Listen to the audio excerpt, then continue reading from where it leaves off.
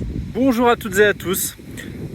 Une dernière vidéo sur un vestige de la ligne de Nice à Mérargues. Nous sommes à Salerne-Villecroze et le long de la route, une fois de plus, toujours, on construit les routes le long des lignes de chemin de fer. Ça les concurrence et ensuite elles disparaissent vu que la route devient plus performante. Et donc nous sommes à Salerne-Villecroze. Et on peut admirer ces vestiges. Donc devant nous, sur la droite, on a l'ancienne halle marchandises.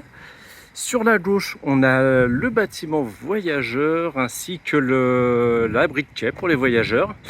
On va continuer notre chemin et on va voir si on peut voir un petit peu plus sur les lieux, si on a une plus belle vision.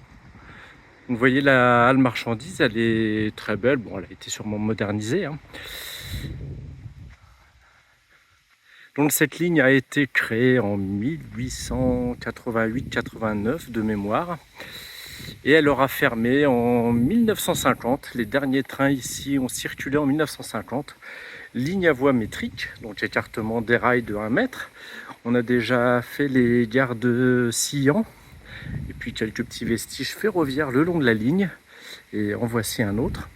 Un peu plus loin, si on continue à peu près 2 km, on a un viaduc qui surplombe la route. Donc cette halle marchandise est actuellement utilisée pour les services pas municipaux mais régionaux, départementaux, la DDE. Une belle utilisation pour le coup. Et donc la gare, hélas, on ne la voit pas. On va essayer d'avancer un petit peu. Donc la fameuse ligne de Nice à Mérargues, la ligne du centre-Var qui longe la ligne entre Marseille-Saint-Charles et Nice, mais à l'intérieur des terres, ligne à voie métrique. Et donc ce qui a créé sa fin à cette pauvre ligne, c'est le fait d'avoir une vitesse très réduite. On parlait de 11 heures pour effectuer les 213 km du parcours. Et également la route qui est montée en puissance. Et évidemment, il est toujours moins coûteux de fermer une ligne plutôt que de la transformer. Comme je disais, il est moins coûteux de fermer une ligne et de transférer tout le trafic à la route plutôt que de moderniser une ligne et la rendre performante. Ça nécessite des travaux tout le long de la ligne. Sur 213 km, les coûts sont assez pharaoniques. Et puis idem pour l'achat du matériel roulant. S'il faut acheter des autorails performants, des locomotives performantes, tout ça, ça a un coût. Un investissement particulier est-ce qu'il est pertinent? Sachant qu'on a juste à fermer. La route est à côté, on démonte la ligne, on revend le rail à la ferraille, ça rapporte un peu d'argent.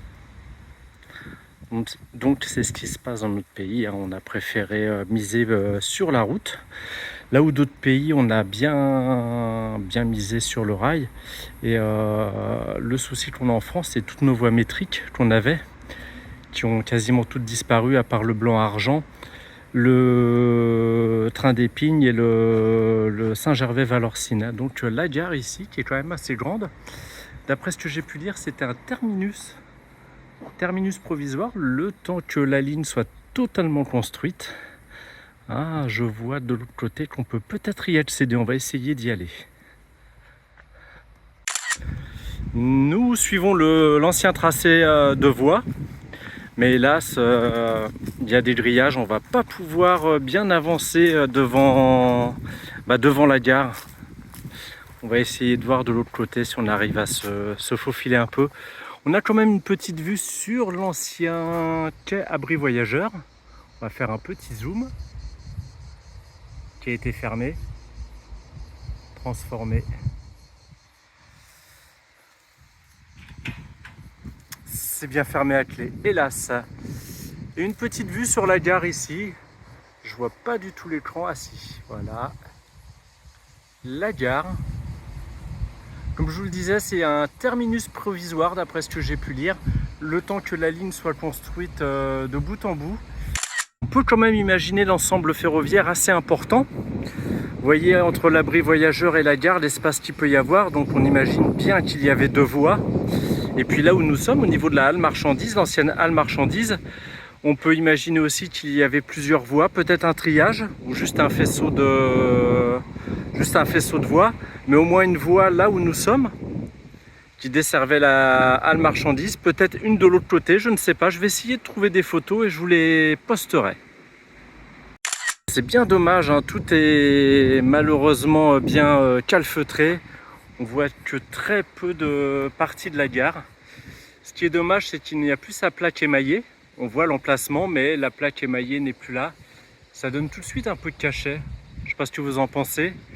Mais on peut voir encore celle de l'abri voyageur.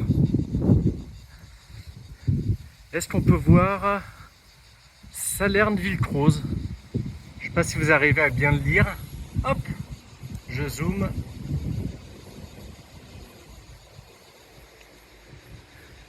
Et dire que tout ça a quasiment 140 ans, c'est assez surprenant comment c'est bien conservé.